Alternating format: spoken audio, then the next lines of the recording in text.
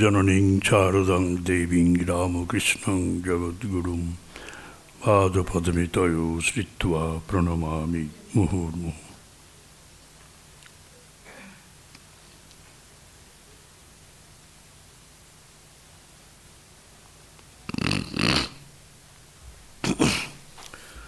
ওং নমঃ শ্রী জ্যোতিরাজায় বিবেকানন্দ সুরয় সচ্চিৎ সুখ স্বরূপায় স্বামিনে তাপহারিণে।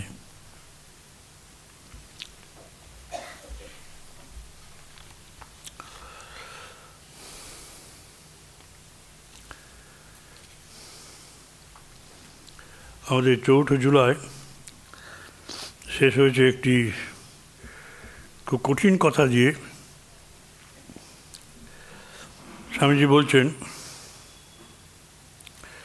যে এক ঘা দিয়ে দেওয়া সহজ, এক ঘা দিয়ে দেওয়া সহজ, কিন্তু হাত গুটিয়ে স্থির হয়ে থেকে হে প্রভু আমি তোমারই শরণাগত হলাম এই বলা এবং তিনি যা হয় করুন বলে অপেক্ষা করে থাকা খুবই কঠিন।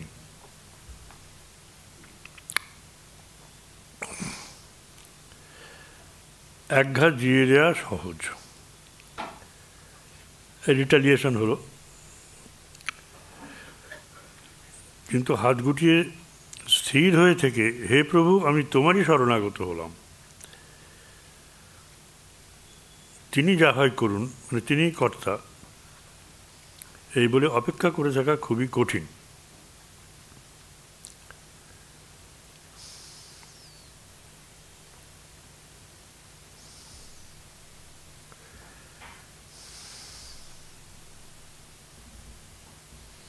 এই যে এটা কঠিন কেন হলো,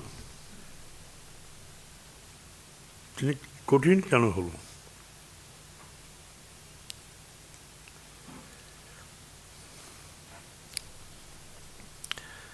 একটা কথা আছে, খুব সংসারী লোক যাদের ভেতরে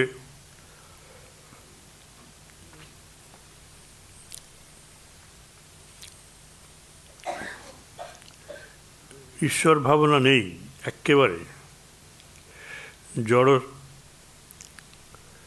সম্পূর্ণ জড়বাদী, তারা হাত গুটিয়ে বসে থাকে না।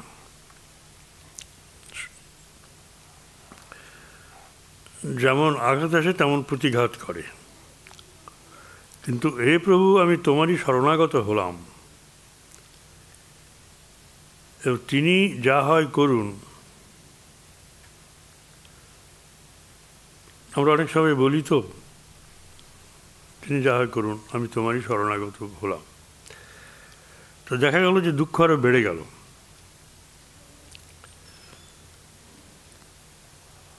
এইসব মানুষের পক্ষে আসুন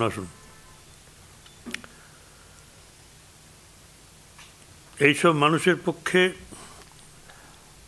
হাত গুটিয়ে থাকা সম্ভব নয়, তারা আঘাত পেলে প্রত্যাঘাত করে, কিন্তু আমি তোমারই শরণাগত হলাম, তিনি যা হয় করুন বলে অপেক্ষা করে থাকা খুবই কঠিন। এখানে স্বামীজির বক্তব্যটা কি? তিনি যা হয় করুন বলে অপেক্ষা করে থাকাটাই ভালো, কিন্তু সেটা খুব কঠিন। আবার এখানে আর একটা জিনিস আছে, মা ঠাকুরুনের কথা আছে, বুঝলেন? মা ঠাকুরুন ঠিক উল্টোটা বলছেন যে আপনি যদি খুব সাত্ত্বিক মানুষ হন, ভগবানের প্রকৃত ভক্ত হন, কিন্তু আপনি যদি বলেন যে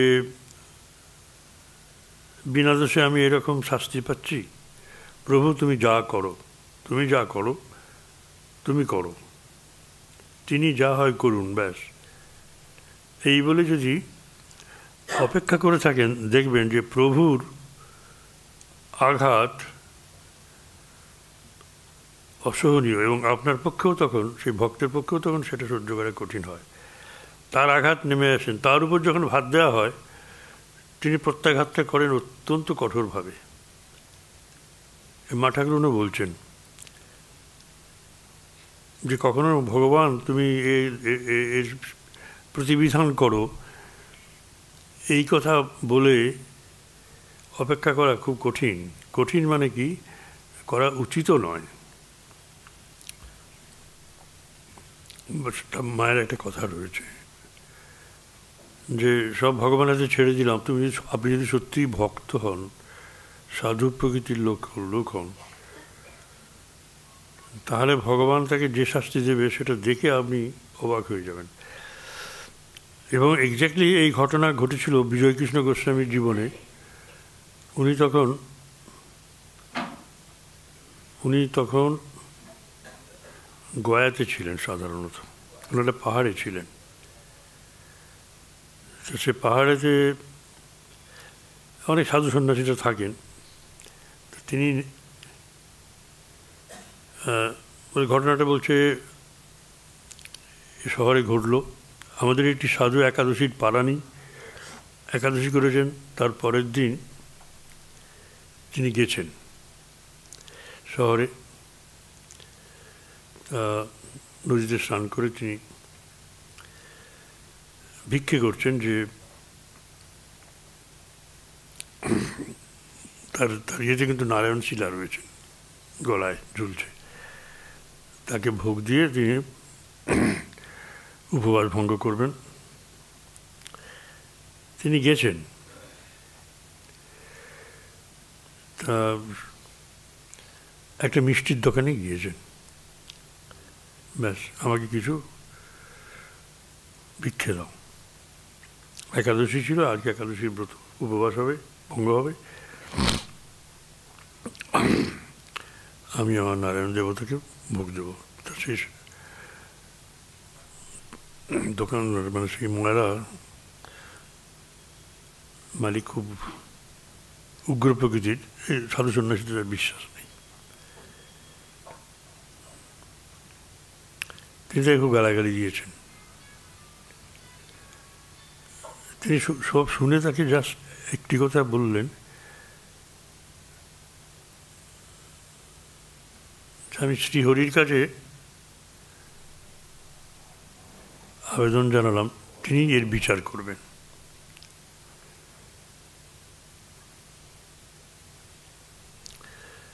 তিনি ঈশ্বরের হাতে সব ছেড়ে দিলেন এবং উনি কয়েক পা বেরিয়েছেন, দেখছেন যে গোটা এটা মানে দোকানটা দাও দাও করে জ্বললো এবং সব পুড়ে মারা গেল। ছেলেটা মারা গেল। আসলে ছেলেটা একটা কাঠ আনতে গেছিল, পিছনেতেই গুদামে কাঠ ছিল, তেল চড়ানো ছিল, জল এতে ঘি, মানে হবে মিষ্টি তৈরি হবে। তা সেই কাঠের ভেতরে একটা সাপ বেরিয়ে এসছে। সাপ বেরিয়ে যেই ফোঁস করে ও তখন ছুটে চলে এসছে, কড়াটা উল্টে গেছে, এই গরম করা সমস্ত আগুন ধরে গেল, সব পুরো ছাই হয়ে গেল। বিজয়কৃষ্ণ গোস্বামী বলছেন যে ওর গুরু তখন সব বুঝতে পেরেছেন। তিনি সঙ্গে সঙ্গে যোগ বলে চলে এলেন, এসে তাকে বললে, তুমি করলে এটা কি? তুমি জানো না ভগবানের হাতে সব ছেড়ে দিলে পরে ভগবান কি করেন সাধু রক্ষার জন্য? তুমি এই অন্যায় করলে। তাকে দুটো চারটে কথা বলে চলে আসতে পারতে, তাহলে আর এই বিপর্যয়টা হতো না। মা ঠাকুরও ঠিক এক্স্যাক্টলি সেই কথা বলছেন। আর স্বামীজি এটা ঘুরিয়ে বলছেন, আমি তোমার শরণাগত হলাম, তিনি যা হয় করুন বলে অপেক্ষা করে থাকা খুব কঠিন। আমাদের হলে হয় না। যদি কেউ করতে পারেন তো সঙ্গে সঙ্গে তার ফল দেখতে পাবেন। সেই জন্য আপনাদের মধ্যে সেরকম যদি কেউ থাকেন, তাদের কাছে এই চেতাবনী যে আপনারা এটা মনে রাখবেন যে আপনি যদি ভক্ত হন তাহলে সহজে কিন্তু কাউকে অভিশাপ দেবেন না বা ভগবানের হাতে সব ছেড়ে দেবেন না। ভগবানের মার খুব দারুণ কঠিন। 5ই জুলাই, যতক্ষণ তুমি সত্যের অনুরোধে যে কোনো মুহূর্তে বদলাতে প্রস্তুত না হচ্ছ, ততক্ষণ তুমি কখনোই সত্য লাভ করতে পারবে না। তার মানে কি, মিথ্যার সঙ্গে বেসাতি হচ্ছে, ব্যবসা হচ্ছে। মিথ্যাকে নিয়ে আমি থাকতে চাচ্ছি, তাই সত্যকে আমি গ্রহণ করতে পারছি না। Until you are ready to change any minute, you can never see the truth. But you must hold fast, FAST, and be steady in the search for truth. বলছেন যে তোমাকে সত্যের অনুসন্ধানে শক্ত হতে হবে, লেগে থাকতে হবে। সত্যই সব। চার্বাকেরা ভারতের একটি অতি প্রাচীন সম্প্রদায়। চার্বাক দর্শন আপনারা জানেন। চারুবাক বলে খুব সুন্দর, খুব কথাবার্তা। তারা সম্পূর্ণ জড়বাদী। তা এদের বক্তব্য হচ্ছে এই জগৎটাই একমাত্র সত্য, দৃশ্যমান যা কিছু চোখে আমি যা দেখছি, আমার ইন্দ্রিয়জ জ্ঞান সেটিই সত্য, এর বাইরে কিচ্ছু নেই, এর বাইরে কিচ্ছু নেই। তাদের যদি বলা যায় যে তুমি এই যে ট্রেনে চড়ছো এটা দিল্লি যাবে, তুমি তো আগে দিল্লি যাওনি, এই ট্রেনটা যে দিল্লি যাবে তুমি কী করে বুঝলে? ওদের কথায় তো বিশ্বাস করছো। তোমার তো নিজস্ব জ্ঞান নেই, তবু তুমি যাও কী করে? সুতরাং বিশ্বাসের ব্যাপারটাও রয়েছে এবং অন্য জিনিসগুলোও রয়েছে। যেখানে ধোঁয়া উঠছে, একটা জায়গা থেকে ধোঁয়া উঠছে, তার মানে সেখানে আগুন আছে, এই অনুমান সব এগুলো থাকে, অনুমান সিদ্ধ আছে। ওরা কিচ্ছু মানবে না। ওরা বলো আমি নিজে না দেখলে পরে। উনি বেড়াতে গেছেন, হয়তো গয়াতে গেছেন, তা বাড়িতে হয়তো স্ত্রীকে মেরে ফেলেছে, কেউ এসে বললো তোমার স্ত্রীকে মেরে ফেলেছে, আমি তোমার কাছে বিশ্বাস করি না, আমি নিজে না দেখলে বিশ্বাস করি না। এক্সট্রিম কেস এগুলো হয়। তা বলছেন যে তারা জড়বাদী, এরা নিজেরা যা দেখবে তাই বিশ্বাস করবে। চারুবাক ঋণং কৃত্বা ঘৃতং পিবেত, ঋণ করে ঘি খাও। শিষ্যকে উপদেশ দিচ্ছেন জড়বাদী দর্শন। তো শিষ্য যখন বলছেন তাহলে ঋণ কী করে পরিশোধ হবে? আমি বারবার ঋণ করবো, ঋণ দেবে কেন? ঋণ পরিশোধ করতে হবে তো। বলে পরিশোধ করার দরকার নেই।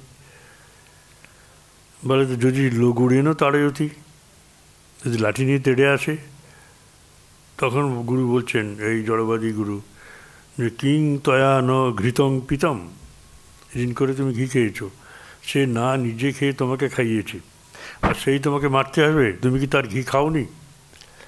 তার মানে ডিরেক্ট সংঘর্ষে যেতে বলছে আর কি, বুঝতে পারছেন?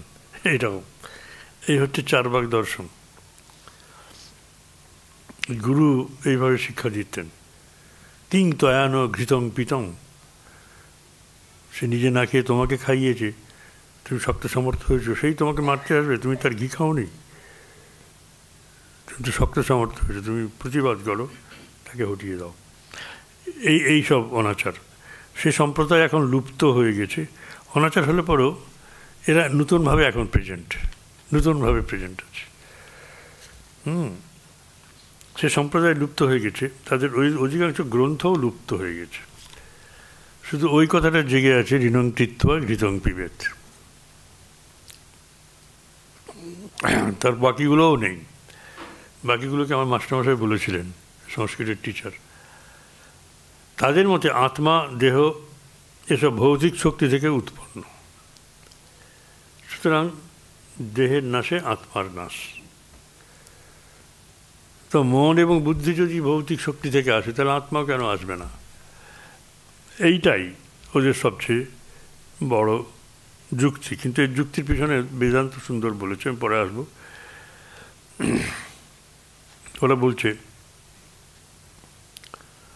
যে they claim that the soul, being the product of body and its forces, died with the body, that there was no proof of its further existence. They denied inferential knowledge, accepting only perception by the senses. Inferential, যেটা অনুমান বললাম, অনুমান সিদ্ধ যেগুলো বা অন্য source থেকে যেগুলো এসছে, সেকেন্ডারি সোর্স, সেগুলোও মানতে হয়তো। ঠাকুর এসব ব্যাপার বলেছেন যে অমুক জায়গায় একটা বাড়ি পড়ে গেছে, সেটার কথা মেতে আছে। ঠাকুর বলছেন যে সে মানবে না। তা বলছে যে কালে আমি দেখিনি, খবরের কাগজটা দেখি খবরের কাগজ আছে কিনা, খবরের কাগজে নেই, তাহলে এটা সত্য নয়। এইরকম ব্যাপার। সেজন্য বলছে যে ইন্দ্রিয় জন্য প্রত্যক্ষ জ্ঞান স্বীকার করে, অনুমান দ্বারাও যে জ্ঞান লাভ হয় তা তারা বিশ্বাস করে না। এই হচ্ছে ব্যাপার। তাহলে সমাধি অর্থে তাহলে কী হলো দেখুন। সমাধি অর্থে বলছেন জীবাত্মা পরমাত্মার অভেদ ভাব অথবা সমত্ব লাভ করা। এই সমাধি কথাটা হঠাৎ এখানে চলে এলো কেন? আপনারা ভাববেন যে এটা কী করে হয়, এটা হঠাৎ চলে এলো কেন? এটা এসেছে এই জন্য যে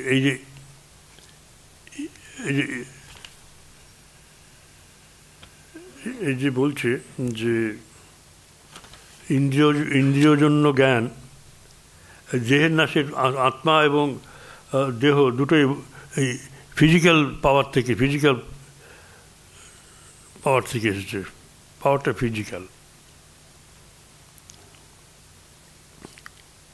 মন এসেছে বুদ্ধি থেকে। বুদ্ধি কোত্থেকে এসছে? বুদ্ধি যদি বুদ্ধি কোত্থেকে এসছে সেটাই ব্যাপার। বলে বুদ্ধি কোনো থেকে আসেনি, বুদ্ধির অধ্যাস হয়েছে। বুদ্ধির অধ্যাস হয়েছে কারণ কি? আমরা গভীর ঘুমে যে অবস্থায় থাকি সেটা চৈতন্যময় অবস্থা, চৈতন্যের সঙ্গে এক হয়ে থাকি। সেখানে মনও নেই, বুদ্ধিও নেই। তাহলে বুদ্ধি তার পরে এসেছে প্রসুপ্ত অবস্থা, সুষুপ্তি অবস্থা। তা সেই অবস্থাটা এই জন্যই এখানে আসছে আত্মা দেহ ভৌতিক শক্তি থেকে উৎপন্ন। দেহের নাশে আত্মার নাশ, এবং দেহ নাশের পরে যে আত্মার অস্তিত্ব থাকে তার কোনো প্রমাণ নেই। ওরা খুব বলেছিল যে দেহটা চলে গেল, তারপর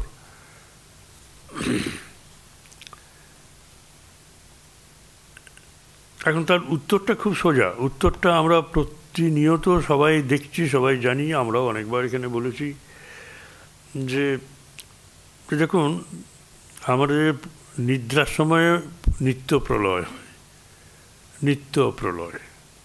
যখন মরে যায় আমাদের কাছে ওটা একটা সেমি প্রলয় হয়। মহাপ্রলয় হচ্ছে একেবারে সব যখন জগৎ জলে ডুবে থাকে, বিশ্বব্রহ্মাণ্ড। তা প্রশ্নটা হচ্ছে আমি যখন ঘুমিয়ে থাকি তখন আমার দেহ কোথায়, মন কোথায়, বুদ্ধি কোথায়? কোথাও নেই, কোথাও নেই, তার অ্যাবসেন্ট। তার দেহটা যে পড়ে আছে আমি তো দেখছি না, আমি বুঝছি না। তুমি তাহলে তোমার দেহটা যে আছে সুষুপ্তিতে, তুমি কি করে জানো দেহটা নেই? অন্যরা দেখছে বলে আছে, তো অন্যদের কথা তুমি তো মানো না, জড়বাদী। তা ওই যখন গভীর ঘুমে আমরা থাকি চৈতন্যের সাথে এক থাকি, আর ওইটাই হচ্ছে সমাধির অবস্থা। সমাধির অবস্থা কেন বলছি না, আমার স্বামীজি সুন্দর করে বলে দিচ্ছেন জীবাত্মা পরমাত্মার অভেদ, অর্থাৎ সমত্ব লাভ। আত্মাটা রয়েছে চৈতন্য, জীব চৈতন্য, জীব চৈতন্য আর ঈশ্বর চৈতন্য এক হয়ে গেল। যদি হয় তাহলে সেটা সমাধি। সমাধিতে এমনি ধরে নিতে পারেন আমাদের সমাধিস্থ অবস্থা ওই রকমই, গভীর ঘুমে যে অবস্থায় থাকি, দেহের বোধ নেই, মনের বোধ নেই, চিন্তা রহিত, চিন্তা টিন্তা কিচ্ছু নেই।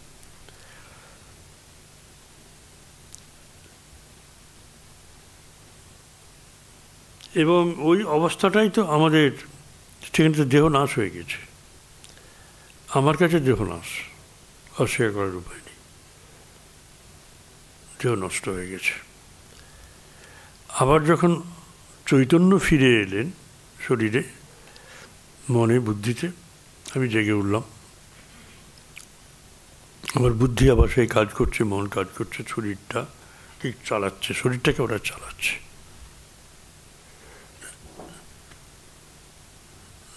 যে দেহের ঘুমের পরে যে জেগে ওঠা, এটাই মৃত্যুর পরে পুনর্জন্মের একটা অংশ। পুনর্জন্মের এই হচ্ছে তত্ত্ব। পুনর্জন্মের পরেও আত্মা কোথায় থাকেন? জীবাত্মা ঘুরে বেড়ান। জীবাত্মা থাকেন, শরীরে থাকেন না, তখন মনেও থাকেন না, বুদ্ধিতেও নেই।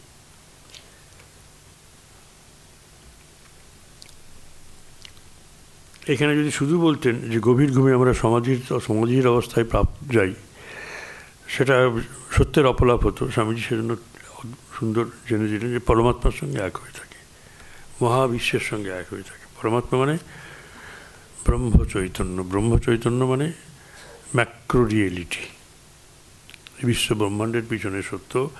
আর জীব সত্য হচ্ছে জীবাত্মা, আর এই বিশ্ব সত্য বিরাট এর পিছনে ব্রহ্ম সত্য। জড়বাদী বলেন আমি মুক্ত বলে আমার যে জ্ঞান হয় সেটা ভ্রম।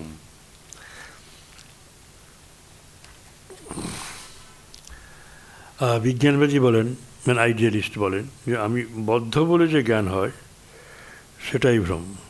যে তুমি যে বদ্ধ হয়ে আছো এটাই ভ্রম, তুমি মুক্ত। সকালবেলা উঠে ঘুম থেকে উঠে বলি যে আমি তো সেই আগের যেমন গাধা ছিলাম গাধাই আছি, আমি বদ্ধ, আমার এতটুকু পরিবর্তন হয়নি ঘুম থেকে উঠে এলে। এটা যদি সমাধিস্থ হতো তাহলে আমার সমস্ত জীবনটা কিন্তু ট্রান্সফর্মড হয়ে যেত। তখন বুদ্ধ হয়ে যেতাম। এই আর সেই জন্য বলছেন, খুব সুন্দর বলছেন যে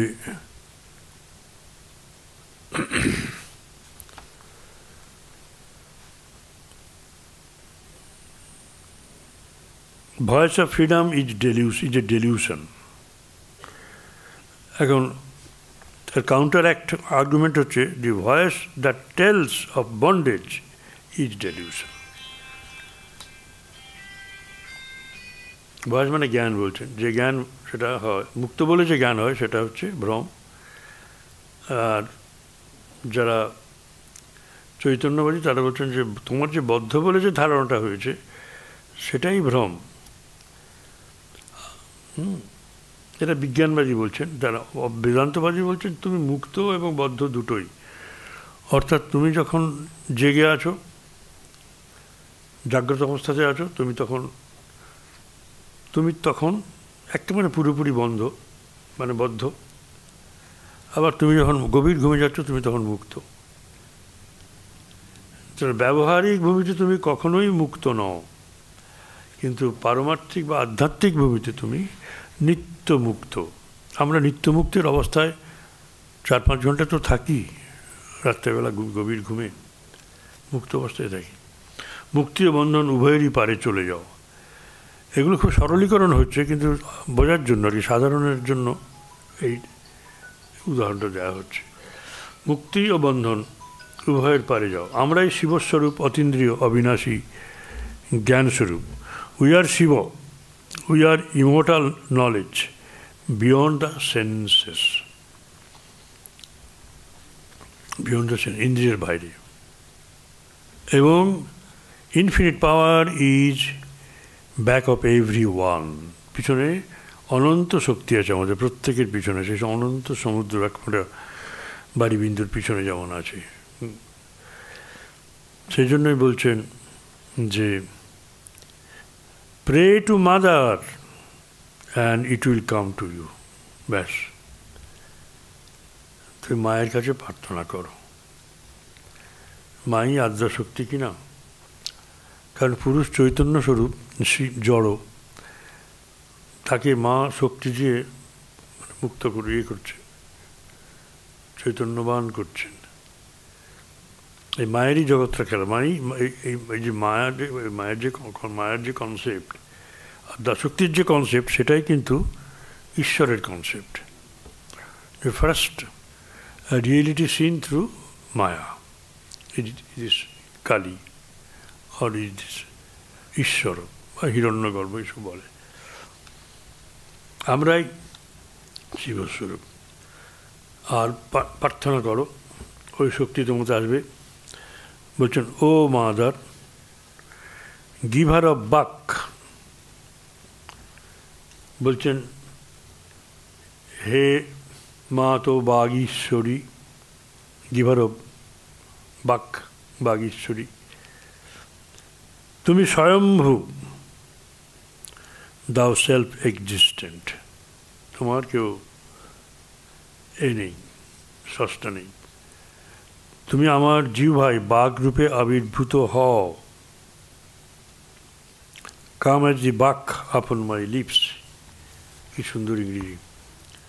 আবার বলছেন, হে মাতো, স্বামীজি প্রার্থনা শেখাচ্ছেন, হে মাতো, বজ্র তোমার বাণী স্বরূপ। হে mother, your voice is in the thunder,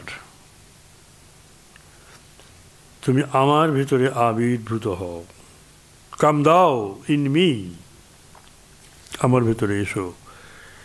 হে কালী, তুমি অনন্ত কালরূপিণী, তুমি অমোঘ শক্তিস্বরূপিণী। বলছেন কালী, দাও টাইম ইটার্নাল, তুমি ইটার্নাল, অনন্ত, অনন্ত তুমি কালী, তুমি অনন্ত কালরূপিণী, ইটার্নাল। দাও ফোর্স ইরেজিস্টেবল,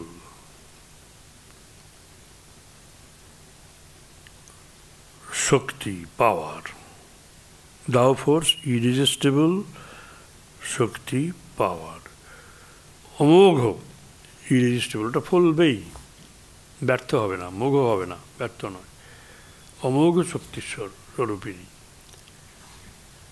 আজকের দিনে, আজকে স্বামীজি বলছেন 6ই জুলাই, এটা একটা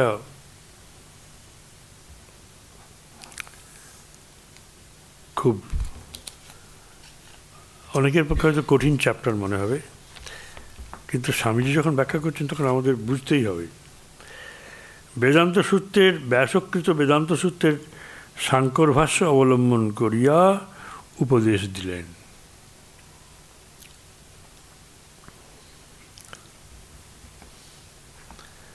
ব্যাস সূত্রাকারে লিখে গেছেন, শঙ্কর সেগুলোকে ভাষ্য করেছেন, নইলে বোঝা যেত না। স্বামীজি বলছেন, ওম তৎসৎ, শনিবার জুলাই। শঙ্করের মতে জগৎকে দুভাগে ভাগ করা যায়, হয় অসমত আর যুষ্মত। সেটা মনে রাখুন, আমি আর তুমি।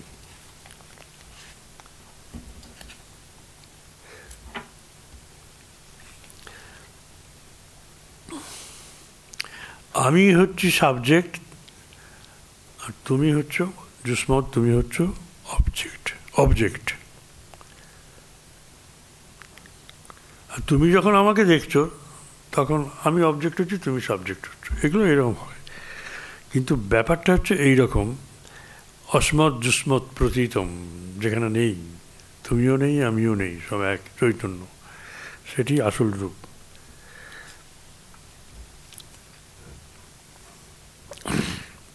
একটা হচ্ছে সাবজেক্ট আমি ল্যাবরেটরিতে আমি দাঁড়িয়ে আছি, কাজ করছি, যে কাজগুলো করছি সেগুলো অবজেক্ট।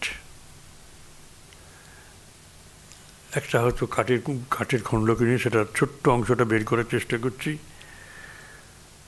তা দেখতে চাই যে কাঠটা কোথায় গেল। তেমনি বিশ্বব্রহ্মাণ্ড ছোট হতে হতে এসে একটা এই কাঠে বা এরকম একটা বিন্দুতে পরিণত হয়েছে। সে বিন্দুকে ভাঙতে ভাঙতে আজকে বিজ্ঞানীরা বলে দিচ্ছেন যে না, বাইরে তো নেই, বিন্দুটা বাইরে, আর ওই কাঠের অস্তিত্ব বাইরে নেই, এই টেবিলের অস্তিত্ব আর বাইরে নেই। টেবিলের অস্তিত্ব একটা কাঠ, সে কাঠটাকে ধরে ধরে গেলাম যে টেবিলটা আমার দেখতেই পেলাম না। এই যাবৎ সবাই বলে এসেছে যে জগৎ মিথ্যা, একটা ভুল, জগৎ সত্য। এখন এই বিজ্ঞানী মহল, এর মধ্যে এরাও সব আছেন, এরাও বিজ্ঞানী শ্রেষ্ঠ, যা এরা আর এস বন্দ্যোপাধ্যায়, এরা বিজ্ঞানের ছাত্র, এরা এই জগৎটা যে সত্য দেখলো তো তারপরে তো বাইরে চলে যাচ্ছে, তো আমার দৃষ্টিশক্তির বাইরে চলে যাচ্ছে, একটা ইন্দ্রিয়, চক্ষু ইন্দ্রিয়, এটা ইন্দ্রিয়ের বাইরে চলে যাচ্ছে। একে কী বলবেন আপনি? তাহলে সত্যটা কোথায়? জগৎটা তো সত্য নয়।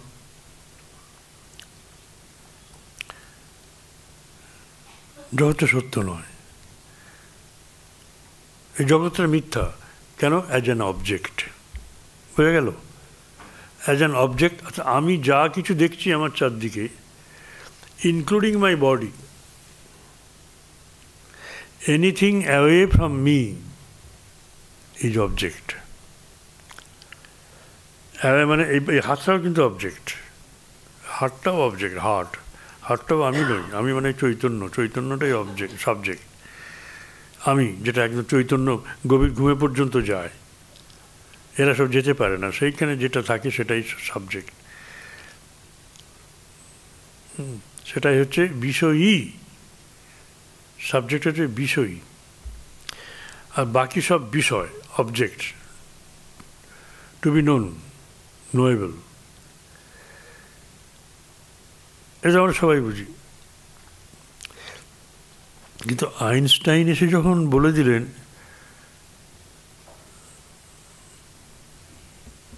যে জগৎটা আপেক্ষিক, মানে তাহলে এই যে এই বস্তু, এগুলো সব যে বসে আছে, এগুলো কার জন্য বসে আছে? কার জন্য আছে? এগুলো তোমার জন্য রয়েছে। এই জন্যই সায়েন্টিস্ট যারা, ভালো ভালো সায়েন্টিস্ট, অ্যাডভান্স লেভেলে যারা গিয়েছেন, তারা তো বলে যে আমি যে বলছি যে নেই, আমি তো রয়েছি। As subject I am telling it, that has to be true. So subject alone is true. কারণ এই জগতে আমরা নিজেকে বাদ দিয়ে সব কিছু জানছি, প্রপার্টিজ অফ ম্যাটারটাই জানি, প্রপার্টিজ অফ ম্যান পড়তে চাই না। Now man has become the object of your study, and the scientist they are confounded. এই জন্যই কনফাউন্ডেড, এই জন্যই তারা মানে অসম্ভব রকমের গোলক ধাঁধার মধ্যে পড়ে গিয়েছেন। এবং তাহলে জগৎটা যে আপেক্ষিক সত্য হয়ে গেল, অপেক্ষা করে আছে আরেকজনের জন্য, তার অস্তিত্ব নিজে নিজে নেই, থাকতে পারে না। নিজে নিজে চৈতন্য থাকেন, আর চৈতন্য আছেন বলেই মন, বুদ্ধি, এই শরীরটা রয়েছে। এইভাবে ইন্ডিভিজুয়াল কেসে তো এসে যাচ্ছে, এই জগৎ থেকে ইন্ডিভিজুয়াল। এর চৈতন্য আলো জীব চৈতন্য, ওর চৈতন্য ব্রহ্ম চৈতন্য।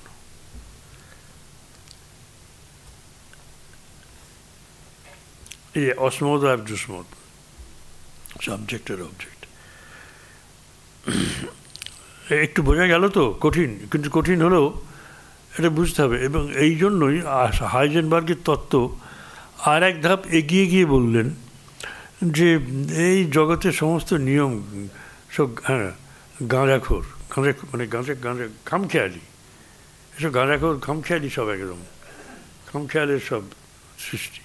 এখানে কোনো নিয়ম টিয়ম ঠিক নেই। সাদা জবা গাছে, লাল জবা গাছে সাদা জবাও ফোটে, অর্থাৎ যা কিছু হতে পারে, তার নিয়ম তিনি ভাঙতে পারেন।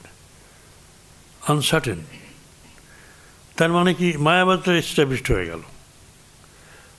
মায়াতে সবই সম্ভব, মায়াবাদটা প্রতিষ্ঠিত। আনসার্টেন, অঘটন ঘটন পটিয়সী মায়া। আমরা ছোটোবেলায় রচনা লিখতাম, অঘটনকে ঘটিয়ে দিতে পারে, খুব পটু, মানে maya is an expert in making that possible which is impossible. Impossible becomes possible. And he is so efficient to do that. তাহলে সেই আনসার্টেনটি সেটাতে এসে গেল যে তুমি কিছুই জানতে পারো না। ওরা করেছেন একটা মলিকুলকে নিয়ে, খুব একটা মানে অ্যাটম নয়, সাবঅ্যাটমিক পার্টিকেল নিয়ে করেছেন, তাকে ডিস্টার্ব করেছেন, করে দেখেছেন যে চেঞ্জ করা যাচ্ছে না, পজিশন চেঞ্জ হচ্ছে না, মোমেন্টাম জানলে, এসব নানা রকম আছে ওদের। তা ওরা সবাই কনভিন্সড। হ্যাঁ, আইনস্টাইন কনভিন্সড হননি, উনি বিশ্বাস করেননি যে আমার এই যে জগৎ, হ্যাঁ, যেটাকে আমরা বলি যে নিউটনের সময় সবই রিয়েল ছিল, আইনস্টাইনের কাছে সব রিলেটিভ হয়ে গেল। সেই রিলেটিভ জগৎ নিয়ে আইনস্টাইন খুশি ছিলেন। আরেকজন এসে বললো যে ও রিয়েল, তোমার রিলেটিভ জগৎটার কোনো অস্তিত্ব নেই, ওটার কোনো নিয়ম টিয়ম মানে না, ও সব বলে ওটা হয় না বাবা, ওটা হয় না। গড ক্যানট প্লে ডাইস, তিনি বলেছিলেন, শোনা যায় যে ভগবান ঈশ্বর আছে। তার he had faith in god of Spinoza. Spinoza মানে ওই তিনি করুণাময় এইসব। তা আমার গড জুয়া খেলে না, সেখানে ডেফিনেট রুল আছে। উনি প্রমাণ করে দেখিয়ে দিলেন, তবু উনি মানেননি। পরবর্তীকালে সবাই মেনেছেন, এসব জানেন ভালো, ওখানে আমার বেশি অ্যাক্সেস নেই। আলো আর অন্ধকার যেমন সম্পূর্ণ বিরুদ্ধ, ওই দুটি সেই রূপ, অসমদ আর জুসমদ। একটা রেসপ্লেন্ডেড মানে আমার চৈতন্য উজ্জ্বল, আর যেগুলো জড় আর বাকি সব একেবারে দেহ মন বুদ্ধি বিশিষ্ট, যদি মানুষ হয়, তা নইলে অন্যরা জড়। অবশ্য ঠাকুর এবং মা স্বামীজি এটা শঙ্করাচার্যও বলেছেন, কিন্তু সেই নিয়ে মানে ফিলোসফিটাকে ডেভেলপ করেননি, তার প্র্যাকটিক্যাল ইউজটা ছিল না। বললেন যে এই সবই যদি চৈতন্যময়, তাহলে জগৎটাও তো চৈতন্যময়, তাই যদি হয় তাহলে সত্য জগতেও রয়েছে, এবং তুমি সত্যের সেবা করো, এই জগতের সেবা করলে তুমি মুক্ত হবে। তার থেকে স্বামীজির এই শিবজ্ঞানে জীব সেবার বাণী অত্যন্ত জনপ্রিয়, এবং এটাই এখন জগৎ জুড়ে চলছে, চলবেও। কারণ আমাদের জব ধ্যান বা এইসবের সামর্থ্যও নেই, আর যাদের সামর্থ্য আছে তাদেরকে তাদের অন্য রকমের ভালোও লাগে না। তারা কী নিয়ে থাকবে? ভগবান লাভ করলেন, ব্রহ্মজ্ঞান হয়ে গেল, কী নিয়ে থাকবে? তখন এই জগৎ নিয়েই থাকতে হয়, এবং অবতারা তাই করেছেন, জগৎ নিয়েই ছিলেন। সুতরাং এই দুটির কোনোটি অপরটি থেকে উৎপন্ন হতে পারে না। আমি এই সাবজেক্টের উপর তুমি এই যে বিষয় অবজেক্ট অধ্যাস করে ফেলেছি, আমরা করেছি। বিষয়ই অর্থাৎ সাবজেক্টই একমাত্র বস্তু। ওই ল্যাবরেটরিতে যিনি ওই বস্তুকে নিয়ে রিসার্চ করছেন, গবেষণা করছেন, তিনিই সত্য। বলে বাজিকর তুমিই সত্য, তো বাজিকরে খেলনা টেলনা এসব মিথ্যে, তো বাজিকরকে ধরো। একের ভেতরেই বহু আছে, বহুটাকে বাদ দাও, একটাই রয়েছে, বাজিকরই সত্য। ঠাকুর বলছেন এসব সহজ করে বলছেন বলে আমরা বুঝতে পারি না, এই যখন এই যে ঢুকি। তা বলছেন যে সাবজেক্ট বিষয়ই একমাত্র সত্য, অপরটি বিষয় আপাত প্রতীয়মান সত্তা, ওটা থাকে না, ওটা থাকে না। চৈতন্যতে আমার চৈতন্যের ওটা থাকে না। সমাধিস্থ অবস্থায় ঠাকুর সব কিছুই দেখতেন না, জগৎ ভুল, জগৎ নেই, তার শরীরও নেই। চোখে আঙুল দিয়ে মহেন্দ্রলাল সরকার ঘেঁটে দিচ্ছে, সমাধিস্থ হয়েছে, দাঁড়িয়ে দাঁড়িয়ে সমাধিস্থ। ইহার বিরুদ্ধ মত, অর্থাৎ বিষয় সত্য বিষয়ই মিথ্যা, কখনো প্রমাণ করা যাবে না। অথচ আমরা যেটা দেখছি, সেজন্য স্বামীজির অ্যাসারশন কি? স্বামীজি বলছেন, what we perceive is false, what we do not see is real. এক কথায় আমার মনটাকে তো আমরা দেখি না, সেটা আরও রিয়েল। বুদ্ধিটাকেও দেখতে পাই না, শরীরটাকে দেখি বলে সত্য বলে মনে করি। এই যে জড়বাদ, এর মূলে একমাত্র বেদান্তই উঠে পড়ে লেগেছে। সেই জন্যই বেদান্ত আজকে শিক্ষিত মহলে এত এত জনপ্রিয়, এত সমাদৃত। এবং এই বেদান্তই পৃথিবীর ধর্ম হবে। এবং স্বামীজি এটাও বলছেন যে হিন্দু ধর্মের হিন্দু ধর্ম প্রথম ধর্ম, যে ধর্ম ইউনিভার্সাল রূপে নিজেকে প্রতিষ্ঠিত করেছে, কিন্তু সে কখনোই বলে না যে অন্য ধর্মের ইউনিভার্সাল হওয়ার ক্ষমতা নেই, তাদেরকেও সেই অবস্থায় যেতে হবে।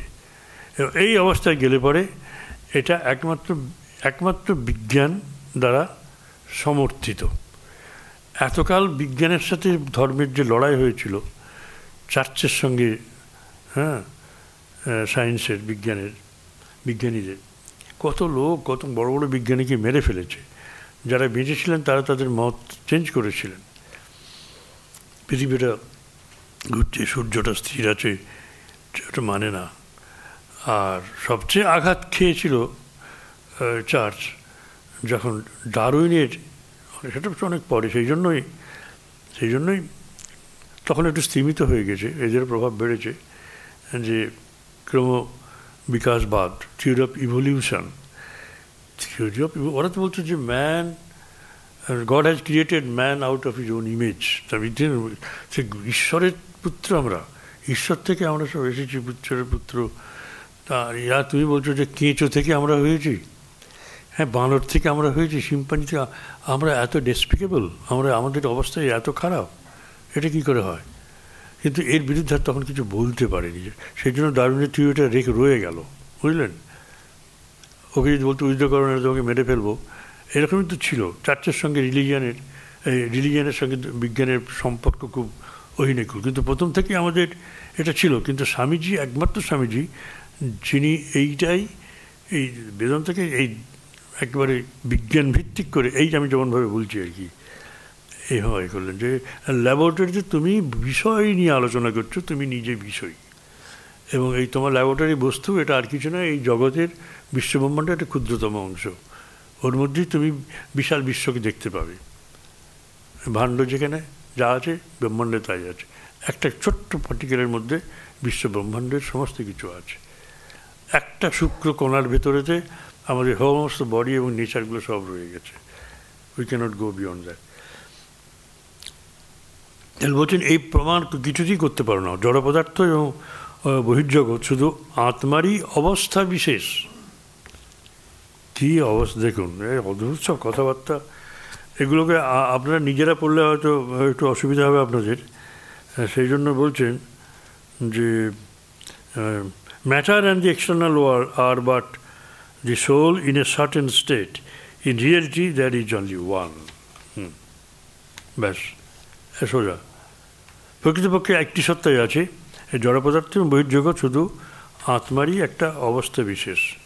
কি সুন্দর বলে দিলেন। Matter and the external world are but the soul in a certain state, এই আত্মারই একটা তারা অবস্থা। In reality all our world comes from truth and untruth couple together. এই যে ওয়ার্ল্ড আমরা দেখছি, জগতে এসেছে কুকি করে, এই যে সৃষ্টিতত্ত্ব, এই জন্যই মায়াটা এসে যাচ্ছে তো এখানে। Comes from truth and untruth couple together, truth and untruth couple together. এই যে জগতের বস্তুর সংমিশ্রণে আসছে। সংসার, life is the result of the contradictory forces acting upon us like the diagonal motion of a ball in a parallelogram of forces. সামান্তরিকের বল, বলের direction আছে।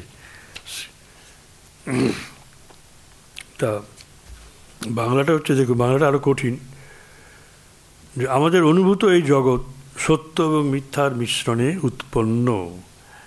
যেমন বল সামান্তরিক, মানে বল মানে forces, parallelogram of forces, সামান্তরিক force, দুইটি বিভিন্নমুখী বলপ্রয়োগের ফলে একটি বস্তুকে কর্ণাভিমুখী গতির উৎপত্তি হয়। সেইরূপ এই সংসারও আমাদের উপর প্রযুক্ত বিভিন্ন বিরুদ্ধ শক্তিসমূহের ফলস্বরূপ। এই সংসারও আমাদের উপর প্রযুক্ত বিভিন্ন বিরুদ্ধ শক্তিসমূহের ফলস্বরূপ। দেখেছেন?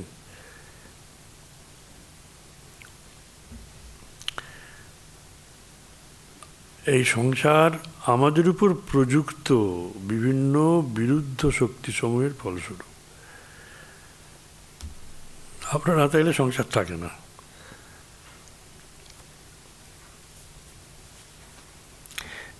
আমরা একটু অবাক হয়ে যাচ্ছি, এরা এইসব বিশাল বিশাল কথা শুনছেন এবং ঠিক ঠিক লিখে যাচ্ছেন, দেখুন, এবং বহুদিন পরে এগুলো সব লিখেছেন, এটা কম না।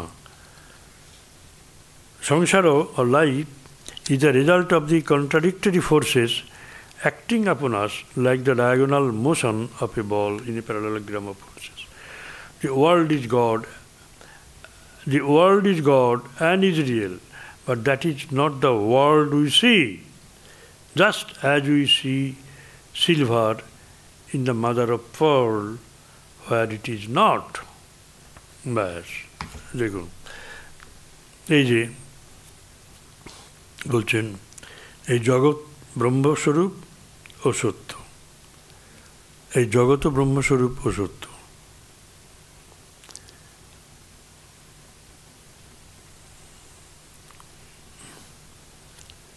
ব্রহ্ম সত্যম জগৎ মিথ্যা, জীব ব্রহ্মৈব না পর। মিথ্যা বলেছে, কিন্তু জগৎ সত্য, ব্রহ্ম সত্য। জগৎ সেই ব্রহ্ম, সেই চৈতন্য সমস্ত কিছুকে ব্যপ্ত করে আছে।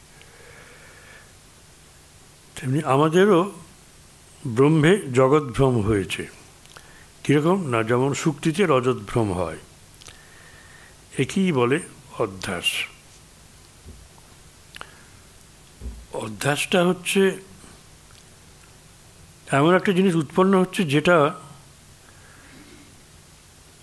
ছিল তার উল্টো হয়ে গেল। যেটা ছিল উল্টে গেল। এই যে জিনিসটা আছে, এটা যেতে যেতে যেতে যেতে এমন একটা এই স্পেসের মধ্যে আছে, স্পেসের বাইরে চলে গেলেই এটা আর নাই। পেশে যতক্ষণ আছে ততক্ষণে কিছু ভাগ করে যাচ্ছে, পেশের বাইরে চলে গেলে আর পাওয়া যাবে না, উল্টো হয়ে গেল। তাহলে which that was divided in space is not divided anymore without space. তাহলে উইদাউট স্পেস ওইখানেই সে তো থাকে, সেটাই তো অ্যাবসলিউট। ইটস অ্যাকচুয়াল অবস্থান যেটা, সেটা existence is there beyond state, beyond space. তাহলে সে বিয়ন্ড স্পেসের মধ্যে যখন সে ঢুকছে তখনই সেটা ডিভাইডেড হয়ে গেল, বিভক্ত হয়ে গেল, তখন এটা আকার এসে গেল। তাহলে পেশের ভেতরে ঢুকছে বলেই আকার আসছে। এই যে স্পেস, তেমনি কজেশনের ভেতরে ঢুকছে বলে সে subject to death and birth হয়ে যাচ্ছে। আমি, আমার বাবা তার বাবা, এইভাবে ঘুরে ঘুরে যান। যতক্ষণ কজেশনের ভেতরে আছি ততক্ষণ ডেথ অ্যান্ড বার্থ আমাদের একমাত্র সত্য জিনিস। এর বাইরে যদি বাইরে হচ্ছে নেই, বাইরে কিছু নেই, বাইরে হচ্ছে আনবর্ন, অজ, শাশ্বত। মুশকিল ব্যাপার, এগুলো অনেকবার বলেছি। তো সেইভাবে বলছেন যে একটা কথাতে এটা বলছেন, তো স্বামীজি বলছেন একটা কথাতে বলছেন যে একেই বলে অধ্যাস। এই দুটো হলো, যেটা ছিল জন্মরহিত সেই তিনি জন্ম নিচ্ছেন যখন কজেশনের ভেতরে ঢুকে যাচ্ছেন।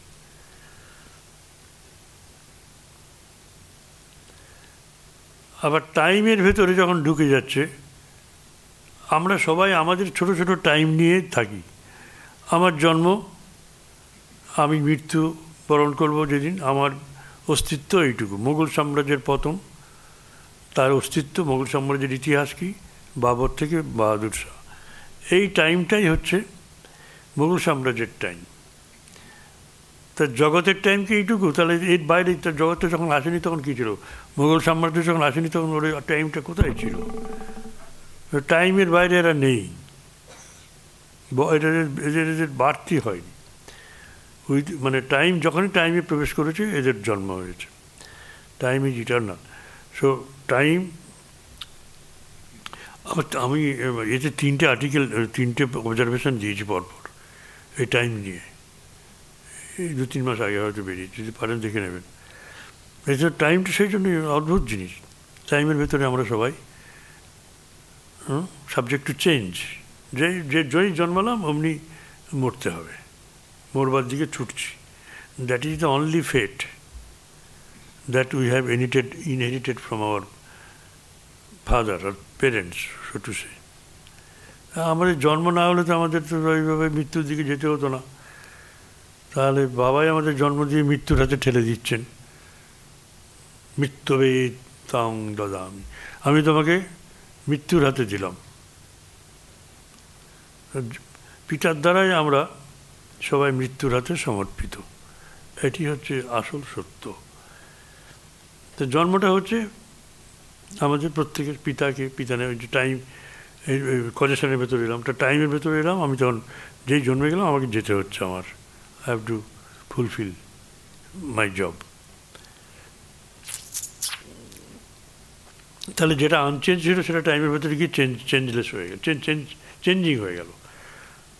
যেটা ছিল আনবর্ন সেটা মানে বর্ন হয়ে গেল, জাত হয়ে গেল। যেটা ছিল ইনফিনিট সেটা ফাইনাইট হয়ে গেল। অনন্ত ছিল যেটা, সেটা হয়ে গেল খণ্ড, ছোট সময়ের মধ্যে এসে গেল।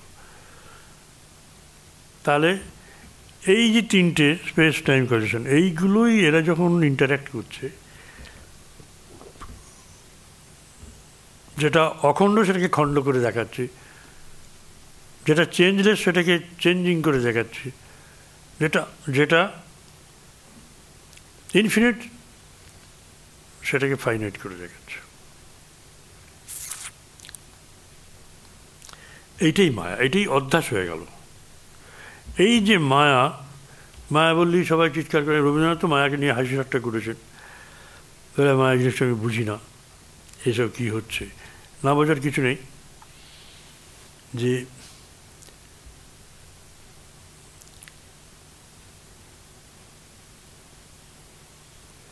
যে সত্তা একটা সত্য বস্তুর অস্তিত্বের উপর নির্ভর করে তাকেই অধ্যস্ত সত্তা বলে। যেমন পূর্বে যে দৃশ্য দেখেছি এখন তার স্মরণ হলো, সেই সময়ের জন্য যেটা সত্য বলে বোধ হয়, কিন্তু প্রকৃতপক্ষে তত সত্য নয়। অথচ অধ্যাসের দৃষ্টান্ত অপরে এইরূপ দেন। উষ্ণতা জলের ধর্ম বা গুণ নয়। উষ্ণতা যেমন আমরা জলে উষ্ণতা কল্পনা করে থাকি, সুতরাং অধ্যাস মানে অতস্মিন তদ্বুদ্ধি, যে বস্তু যা নয় তাতে সেই বুদ্ধি করা। অধ্যস্ত হয়ে জগৎটা এসে গেছে, সেই জন্যই সেটা ফাইনাইট, চেঞ্জিং অ্যান্ড ডিভাইডেড। ব্যাস, স্পেস টাইম এবং কন্ডিশনের মধ্যে আছে ডিভাইড। এত সুন্দর জিনিস, কঠিন মনে হবে, কঠিন। এই কঠিন ভাব বহুকাল মানুষের ভেতরে প্রবেশ করেনি, মানুষকে বোঝালেও বোঝেননি। সেই যুগে সায়েন্টিস্টরা অল্প স্বল্প বুঝতে শুরু করেছিলেন স্বামীজির সময়। মানুষকে একদিন বুঝতে হবেই, তাদের বুদ্ধিবৃত্তির বিকাশ হচ্ছে। এবং আমরা অবাক হয়ে যাচ্ছি, এই কয়েকজন মানে বিশেষভাগ মেয়েরা, একজন মহিলা তো লিখছেন, মহিলা ভক্ত, এরা পারফেক্ট লিখে যাচ্ছেন। সুতরাং অধ্যাস মানে অতস্মিন তৎবুদ্ধি, যেটা সে নয়, অতস্মিন তৎবুদ্ধি। অতএব বোঝা যাচ্ছে যে আমরা যখন জগৎ দেখছি তখন আমরা সত্যকেই দর্শন করছি, কিন্তু যে মাধ্যমের ভেতর দিয়ে দেখছি তার দ্বারা সত্য বিকৃত ভাবাপন্ন হয়ে দেখা যাচ্ছে। তাহলে মায়াকে সরিয়ে দিতে হবে, স্পেস টাইম কন্ডিশনকে সরিয়ে দিতে হবে। তাহলে তখন এই জগৎ সে আর তখন মিথ্যা থাকবে না, সত্যরূপে প্রতিভাত হবে। or we have to go beyond space, beyond mind and beyond causation. কিন্তু আমরা সত্য বস্তুকে খুঁজছি এই জগতের ভেতরে, সে পাবে না, কারণ এটা তো জগতের বাইরে আছে, স্পেস টাইম কন্ডিশনের বাইরে আছে। কিন্তু এখানে খোঁজা ভালো সুবিধা, চেষ্টা পাচ্ছি, খুঁজে দেখি। এর মধ্য দিয়ে আমরা কিন্তু অনেক উপকারও পাচ্ছি, অভ্যুদয় হচ্ছে, আমাদের উন্নতি হচ্ছে, খাওয়া পড়ার ব্যবস্থা হচ্ছে, আমাদের প্রচুর হচ্ছে, কি হচ্ছে,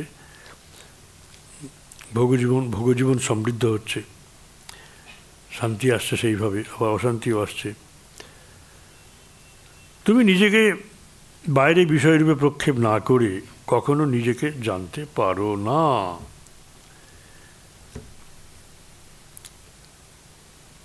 এটা দারুণ কথা। আমি তো I am projecting my self. You can never know yourself except as objectified. এটা বুঝে দেখুন, you can never know yourself except as objectified. তা আমরা যখন গভীর ঘুমিয়ে আছি, চৈতন্য তো আমার সত্তা, চৈতন্যকে জানবো কী করে? আমার তো মনও নেই, বুদ্ধিও নেই, তাকে বাইরে এনে আনতেই হবে।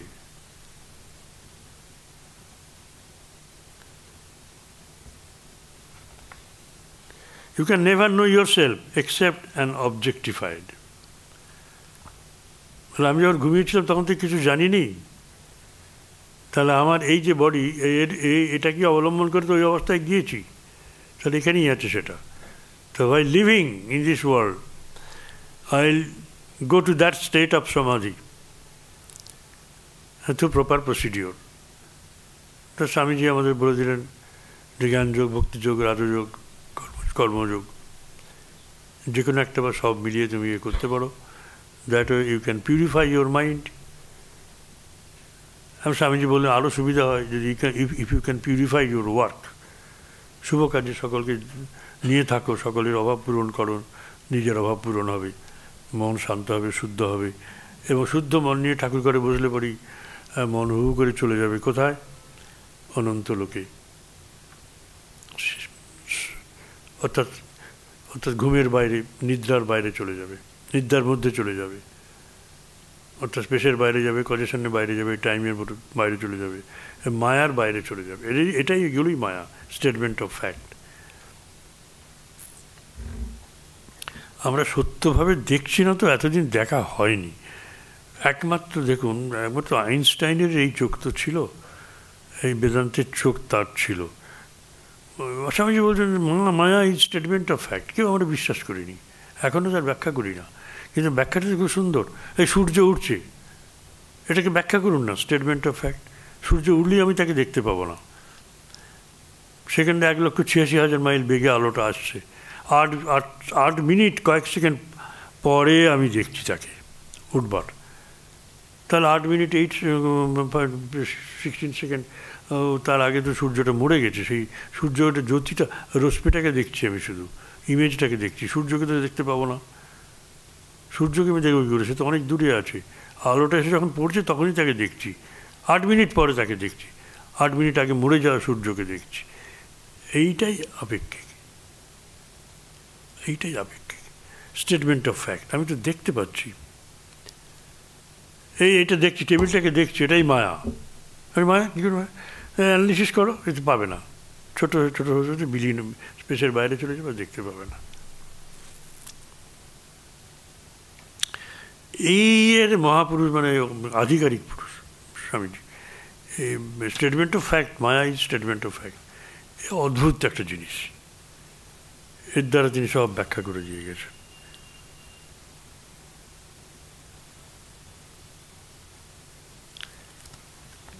কিন্তু স্বামীজি আবার বলে দিচ্ছেন,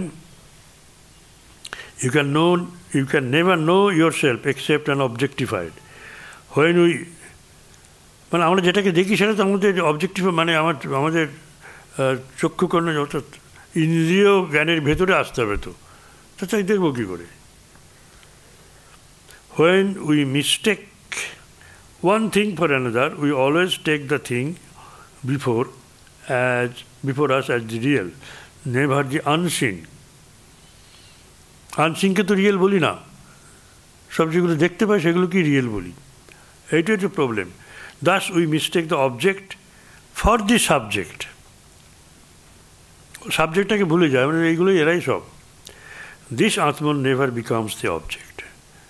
আত্মা কখনোই এই মানে এই অবজেক্ট হবে না, স্থূল জিনিস হবে না। আত্মা ইজ চৈতন্য, never.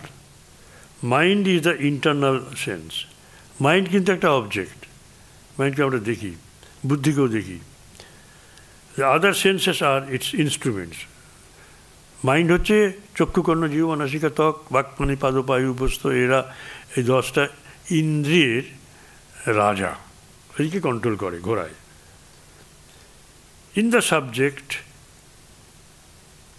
is a trifle of the objectifying power that enables him to know I am. আচ্ছা, শরীরের মধ্যে তিনি আছেন, তো ওই শুদ্ধ মন, শুদ্ধ বুদ্ধি এসে গেলে পরে ওইখানে চলে যাওয়া যায়। অর্থাৎ জাগ্রত অবস্থাতেই ওই ঘুমের অবস্থায় আমরা চলে যেতে পারি, মনকে এবং বুদ্ধিকে শরীর থেকে বাইরে বের করে দিয়ে। এটা কি সমাধি বলে, শুনুন, রিয়েল সমাধি। You can however superimpose one idea on another idea, as when we say the sky is blue, the sky itself being only an idea. Swamiji বড় বড় সব সুন্দর সুন্দর কথা বলছেন, আমরা এখানে ছেড়ে দিই আজকে। জয় মা, হরি ওম তৎসৎ।